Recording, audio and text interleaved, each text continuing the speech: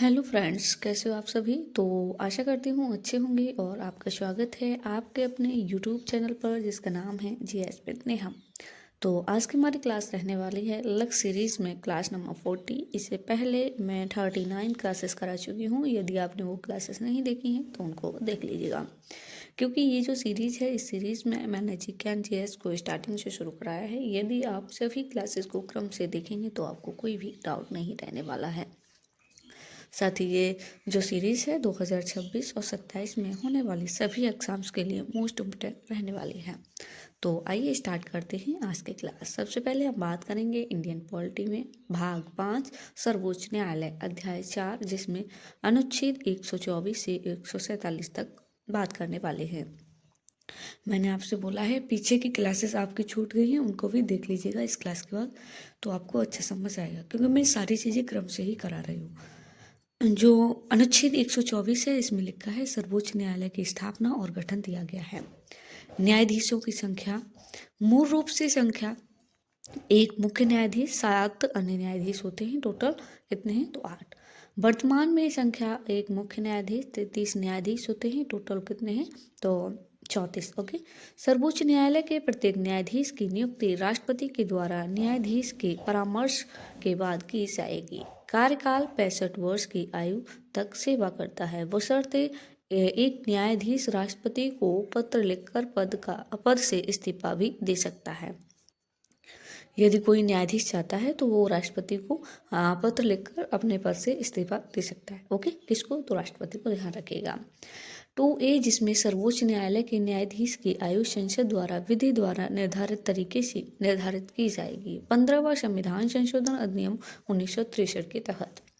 Supreme court के न्यायाधीशों के लिए योग्यताएं: भारत का नागरिक होना चाहिए, उच्च न्यायालय के न्यायाधीश के रूप में कम से कम 5 वर्ष का अनुभव, या उच्च न्यायालय के जो अधिवक्ता हैं उनके रूप में कम से कम 10 वर्ष का उसे अनुभव होना चाहिए, या फिर जो राष्ट्रपति हैं इनकी राय में प्रतिष्ठित विद्वता रहा हो। ओके, तो वह सुप्रीम कोर्ट का न्यायाधीश बनने योग्य है। निष्कासन: किसी न्यायाधीश को राष्ट्रपति द्वारा संसद द्वारा विशेष बहुमत अर्थात कुल सदस्यों का जो बहुमत है और उपस्थित और मतदान करने वाले सदस्यों का 2/3 द्वारा प्रस्ताव के आधार पर उन्हें हटाया जा सकता है। दुर्व्यवहार एवं कथित कदाचार सिद्ध हो चुका हो तो भी उन्हें उनके पद से निष्कासित किया जा सकता है। सर्वोच्च न्यायालय के जो न्यायाधीश हैं राष्ट्रपति के समक्ष शपथ या प्रतिज्ञा लेता है। प्रतिबंध: सेवानिवृत्ति के बाद सुप्रीम कोर्ट का कोई भी जो न्यायाधीश है भारत के किसी भी न्यायालय में वकालत नहीं कर सकता है, ये उनके ऊपर प्रतिबंध लगा होता है। प्रथम न्यायाधीश केस 1982 में आया था, SP गुप्ता केस, ध्यान रखिएगा। इससे क्वेश्चन नहीं बनते लेकिन फिर भी बता देती हूँ। भारत में मुख्य न्यायाधीशों की सिफारिश पर राष्ट्रपति बाध्यकारी नहीं है। न्यायिक नियुक्तियों में कार्यपालिका को प्राथमिकता दी गई। द्वितीय जो न्यायाधीश मामला था 1993 में कॉलेजियम प्रणाली की शुरुआत की गई, जिसमें कहा गया कि परामर्श का अर्थ क्या है, सहमति।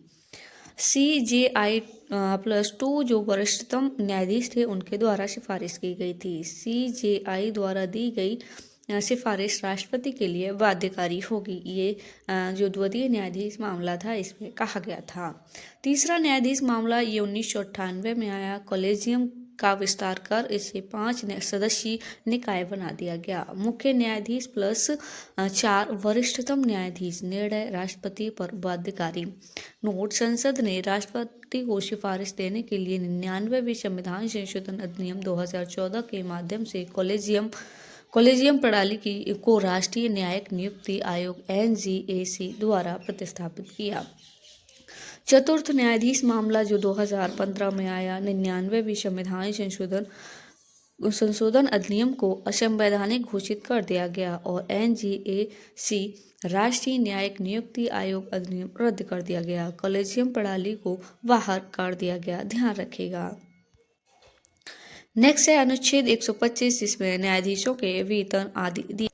अनुच्छेद 126, जिसमें कार्यवाहक मुख्य न्यायाधीश की नियुक्ति दी गई है। राष्ट्रपति कार्यवाहक मुख्य न्यायाधीश की नियुक्ति तब करते हैं जब मुख्य न्यायाधीश का पद रिक्त हो या मुख्य न्यायाधीश अपने कर्तव्य का पालन करने में असमर्थ हों। अनुच्छेद 127 इसमें तदर्थ न्यायाधीश की नियुक्ति, अनुच्छेद 128 में सेवानिवृत्त न्यायाधीशों की उपस्थिति दी गई है। अनुच्छेद 129 में सर्वोच्च न्यायालय अभिलेख होगा, ये ध्यान रखिएगा, ये कई बार एग्जाम में पूछा गया है। 129 में ये सर्वोच्च न्यायालय एक अभिलेख होगा, ये किसमें है? आर्टिकल 129 में।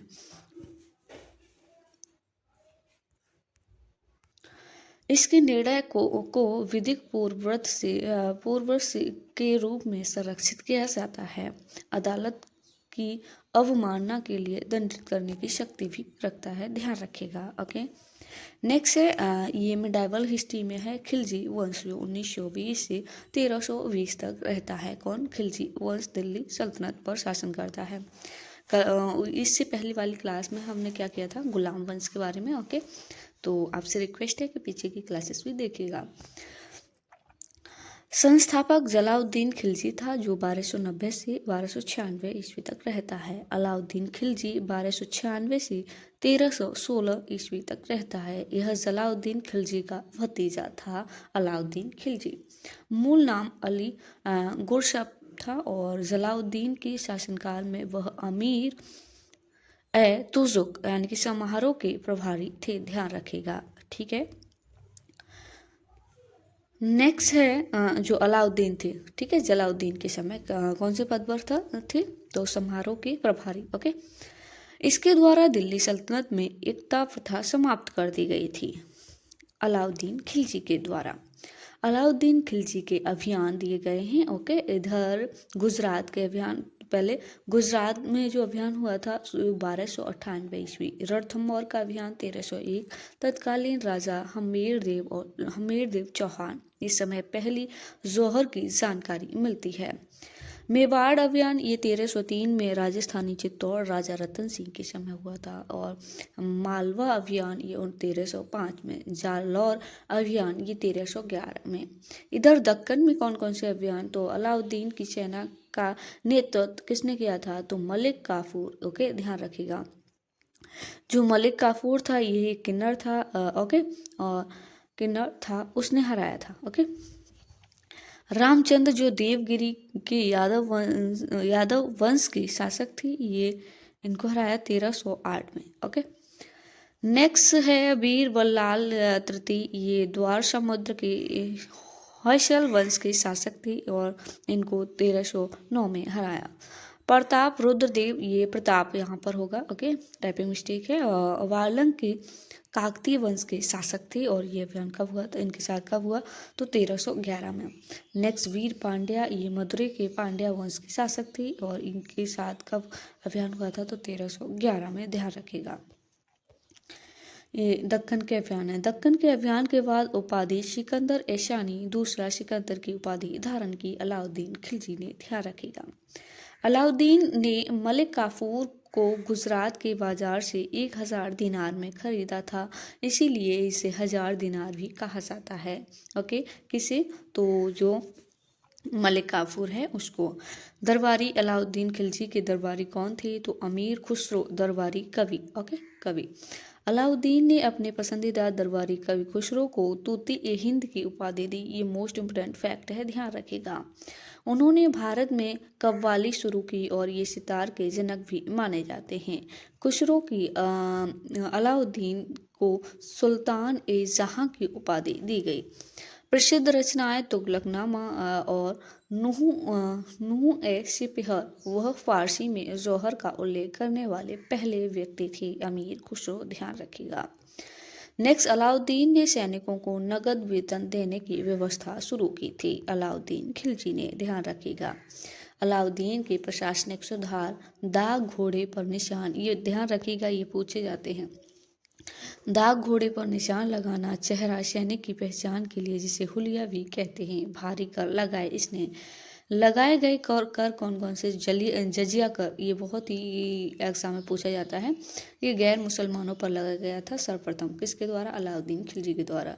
और जकात कर ये मुसलमान लोगों पर लगाया गया था। इसने 3 नए कर पेश किए। घराई कर, जिस घर का कर चराई पशुओं को चराने के लिए जो घास के मैदान के उपयोग पर लगाया गया कर था। खरास किसानों पर लगाया गया कर। भूमि कर, जो उनकी उपज का 50% था। ओके, उनकी उपज पर कितना लगता था? 50%।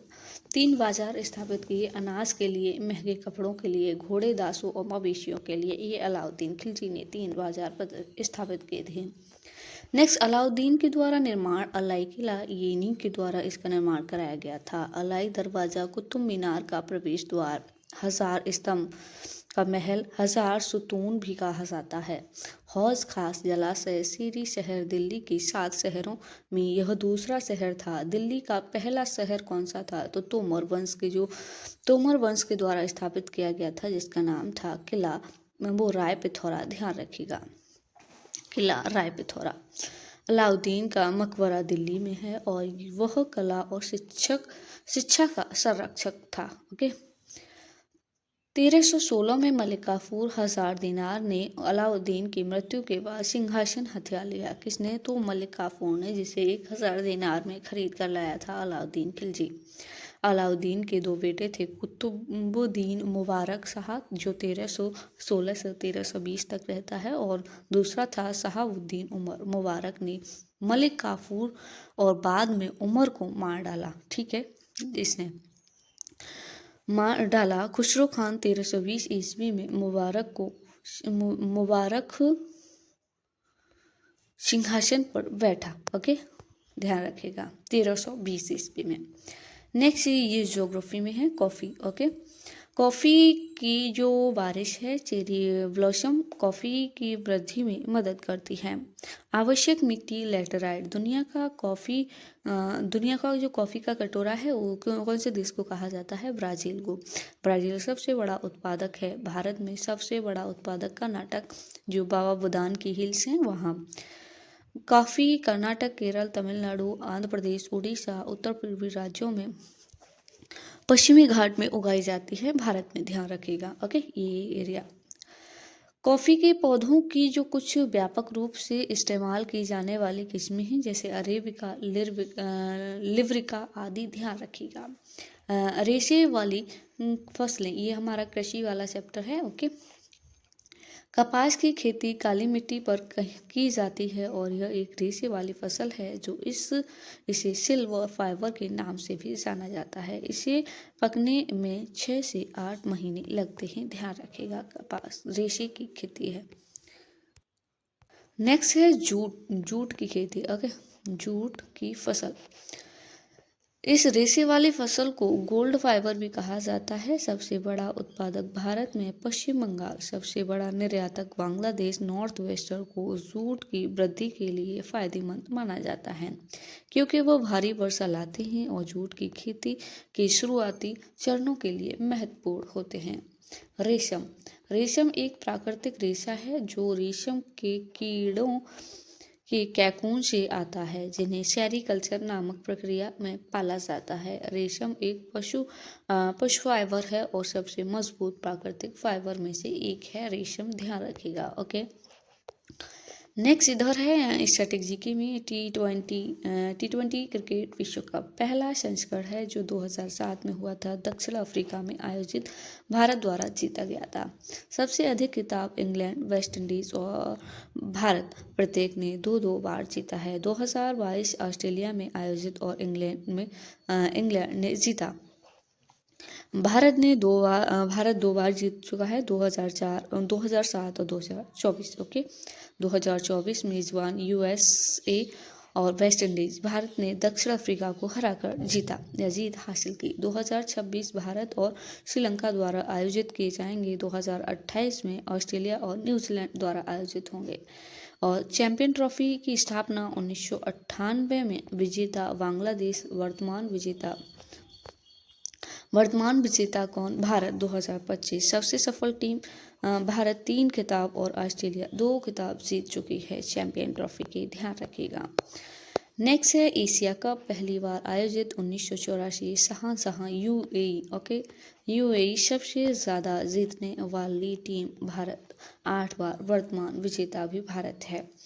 आयाम, क्रिकेट मैदान का आकार, यह सामान्यतः अंडाकार और गोलाकार होता है। क्रिकेट गेंद का वजन 156 से 163 ग्राम होता है। क्रिकेट पिच की लंबाई 22 गज। पिच के एक ही छोर पर स्टंप और पॉपिंग जो होता है वो क्रीज के बीच की दूरी कितनी होती है, 1.22 मीटर, ध्यान रखिएगा। क्रिकेट स्टंप की ऊंचाई 8 इंच होती है। और वनडे इंटरनेशनल ओडीआई में एक गेंदबाज अधिकतम ओवर 10 ओवर ही डाल सकता है, ये ध्यान रखिएगा। जबकि T20 मैचों में अधिकतम कितने ओवर डाल सकता है एक जो बॉलर होता है, 4। गेंद जो बदलने की अनुमति होती है वो 80 ओवर के बाद ही गेंद को बदल सकते हैं, ओके, उससे पहले नहीं। तो ये थी हमारी आज की क्लास, और आपको कहीं कहीं टाइपिंग मिस्टेक मिलेगा तो उसके लिए सॉरी, और यदि कोई हमसे कोई भूल हुई है तो आप हमको कमेंट बॉक्स में बता सकते हैं।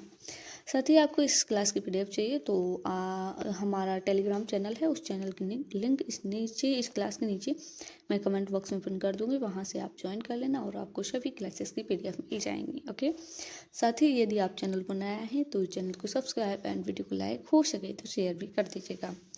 ओके, तो मिलते हैं नेक्स्ट क्लास के साथ, तब तक के लिए आप अपना ख्याल रखिएगा, अच्छे से तैयारी करते रहिएगा।